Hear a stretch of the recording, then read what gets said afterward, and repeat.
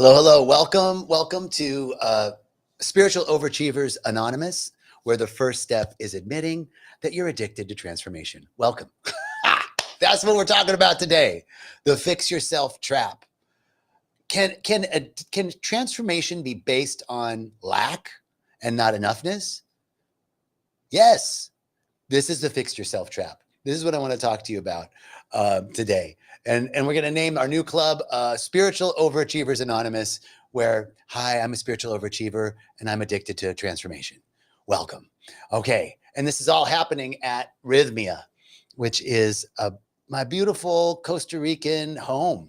I've been here this week. 8 years is the completion of the 8th year, beginning of the 9th year. So I'm super grateful to have seen so much transformation here, real transformation, where people see who they've become, merge with their soul and heal their hearts and come back to a place of wholeness. And from that place of wholeness, then we get to be at cause in our lives. We get to be the magicians and creators of our life experience, not stuck based on the opinions and judgments of others, not depleted or put down based on victimhood or outside forces, but that we're the creators of our life experience, that we get to be the creator.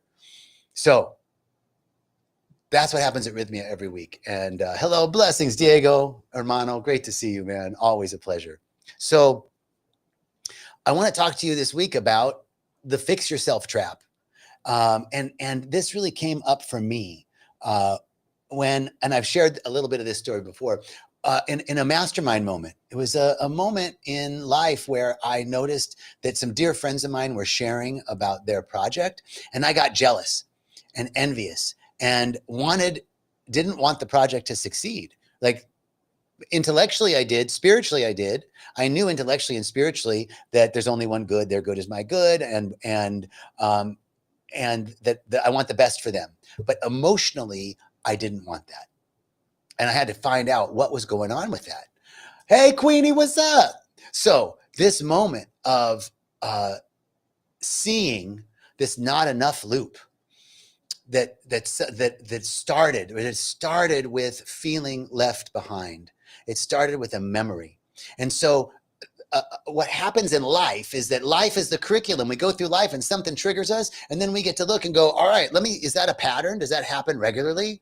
And if it is a pattern, let me feel it. And that feeling, let me go back and see when the first memory of feeling that way is. That's one of the big questions that we ask at Rythmia. When's the first time you remember feeling that way? What's the earliest memory you have of feeling like that? And it takes you back to a place where you go, oh, for me, it was 6. I was 6. My sister was in her high school production of Oliver Twist. My parents took me to see the play. The curtain raises, and there's my sister and all of my neighborhood friends that were my age playing the little orphans. Their older brothers and sisters told them about the play, and mine didn't. And I felt left behind because I knew, even at that age, if anybody should be on stage, it was me, damn it, right? So that moment, I told myself a story. I get left behind. People don't look out for me. And now here I am in the mastermind listening to my friends talk about their thing, and I'm feeling left behind. Well, it's that 6-year-old that emotionally I time traveled back. I was in a meeting, but I time traveled back. I was sitting front row at a play I was never in and wanted to be in. This is the beginning of our not enough loop. It seeds a lifelong if-then question. If I can be perfect, if I can control the situation, if I can heal, if I can improve, if I can read another book or take another retreat or listen to another guru, then I'll be okay, then I'll be healed, then I'll be sufficient, then I'll be enough, then. That thinking is pernicious. And it starts way back, baby. Let me tell you, it goes back to Adam and Eve. Eve was screwed before she took the first bite. This is true. She didn't have to take a bite because the snake said, eat this, baby, and you'll be better than you are now. You'll have knowledge, i.e., you're not enough as you are. Who you are now isn't enough. It's deep in our culture. And this, there was no sin. It was original guilt. Who I am right now isn't enough. I need to improve. Now, there's nothing wrong with improvement.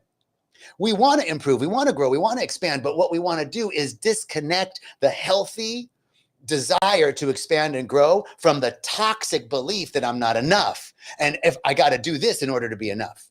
And this is all unconscious, right? You might be intellectually aware of this, but you got to feel it. It's a feeling body. It's an emotional body. Intellectually, you know you're enough. Spiritually, you know you're enough. You don't feel enough. And it's the feeling. We got to go find out when that started, because it's a story that we told ourselves. And it goes back deep, because not only in your personal life, but this is a cultural phenomena.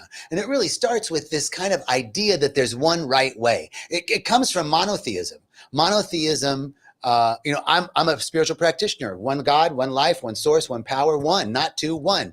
I am clearly connected with the singular source of life. But as dogma, monotheism becomes a psychology. And what happened was, like back in the day, polytheism, right? There were lots of ways for one to find valid expressions of yourself. There was a God of love, a God of war, a God of sex, a God of dreams, there was a God for everything. And you could find some aspect of your human experience in the divine. So there were lots of ways to access the divine.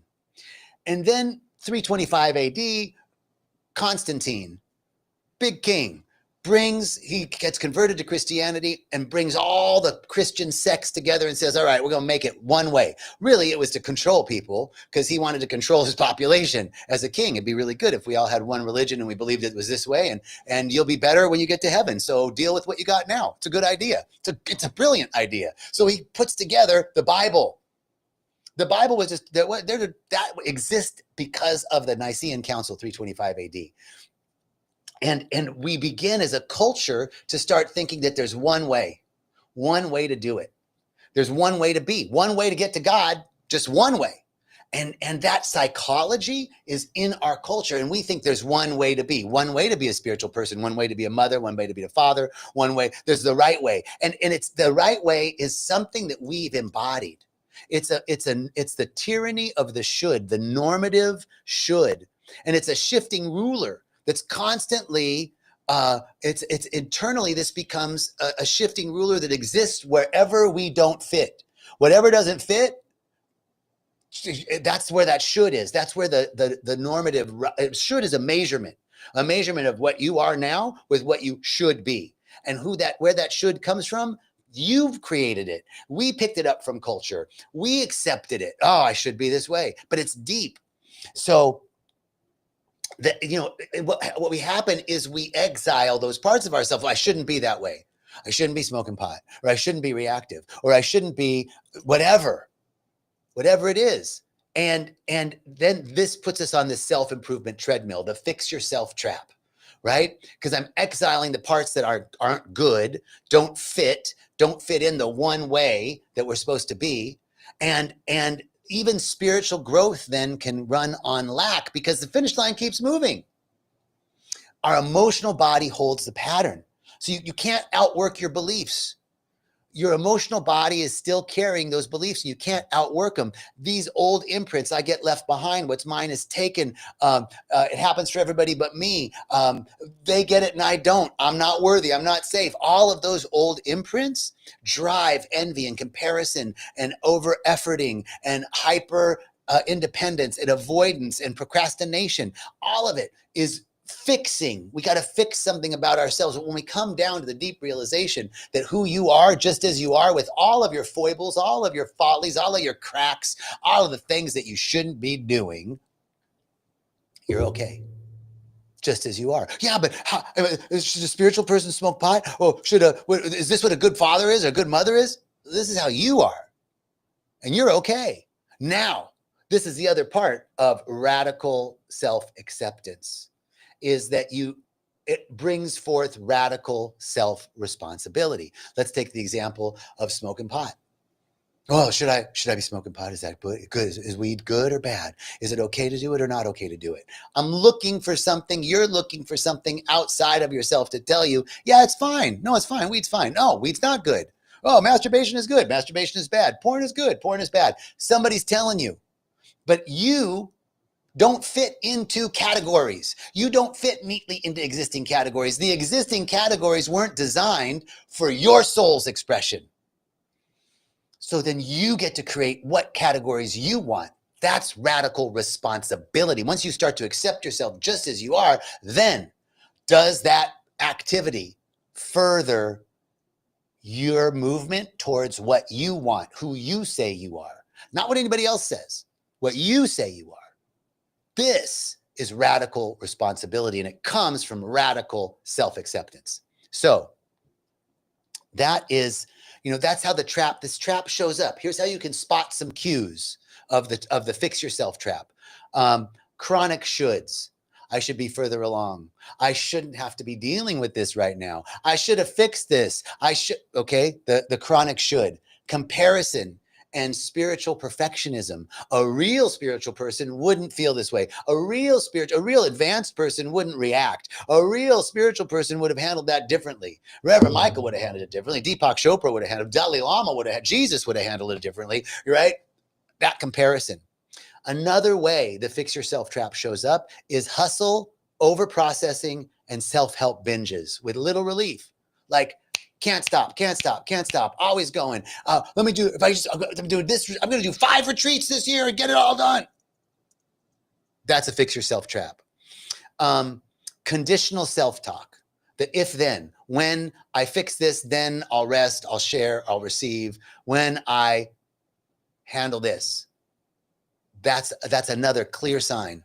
And then subtle self-exiling, right? When we edit out the parts that don't fit the image, of who we think we should be, what we're projecting out, and we start exiling those parts. That's a clear sign of the fix yourself trap.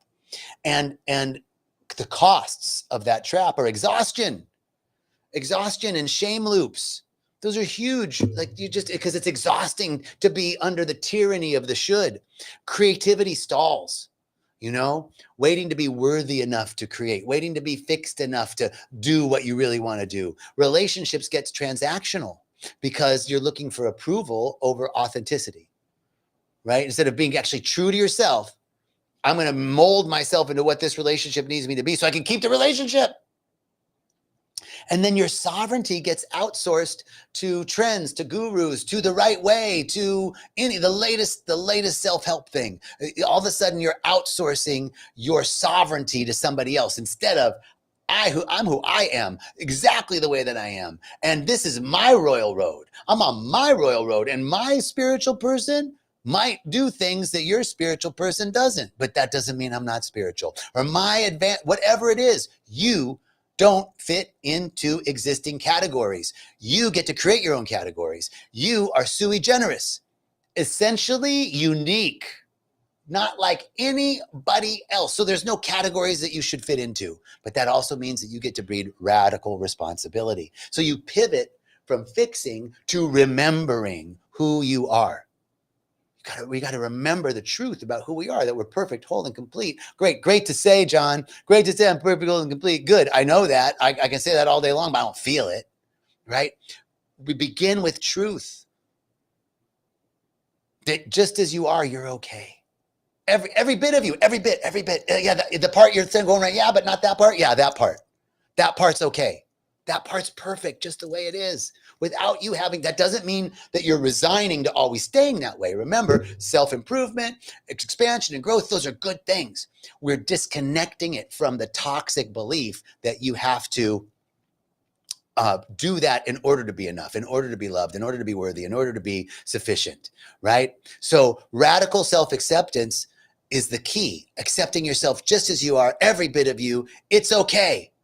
There's no one to compare yourself to. Now, that leads to radical self-responsibility, accepting everything that's here. Choose the actions that are aligned with your creative process.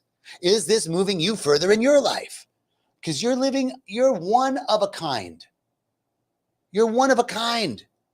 There's nobody else in your category. Nobody else ever has been, will be, not now. Nobody in your category. So there's nobody to run the race against. There's nobody to run the race against because you're unique. Stop forcing yourself into borrowed categories. and you get to create your own. That's where the radical responsibility is. And growth is expression because life wants to move through you, not because you should be doing it. The jungle right now, right outside my window, is bursting with life. It's the end of the rainy season. There's not a piece of dirt that doesn't have moss growing on it or leaves popping out of it. I mean, everything is like, and none of those plants are growing because it's trying to earn the approval of the sun. They're just bursting forth because that's what they do. They're the ones. They're the ones. Oh, wow. I'm looking at all these. I'm looking at all these comments. Thank you, Bridget. Right on. Okay. So life moves through you because it wants to. I'm writing a book right now, and I had all these beautiful intentions about how I want to write this book to be of service and to uplift humanity and the expansion of consciousness, and all that's great. But really, I'm writing the book because it wants to come through. And whether nobody reads it or just the people that I buy it for read it is fine, because I want to write it. It wants to come through me just because. When we start to operate at that level, magic happens. So, this idea of spiritual overachievers anonymous, right? We're breaking the trap. We're breaking the cycle of the fix yourself trap by stepping into radical self-acceptance, catching the endless shoulds, the comparisons, accepting ourselves just as we are, and then being responsible, radical self-responsibility for deciding what categories we want to create for us, who we are, what we want to be. Okay, so this is our talk for today. Hey, Bridget, man, I got to get the pre-order out. I got to finish writing it first. Thank you. Thank you so much for your comments. Everybody that joined on Instagram and Facebook and YouTube, thank you so much. Richest blessings. I'll see you next week for Walking the Path. We're going to continue this cycle of radical self-acceptance and radical self-responsibility. Much love, peace, and riches.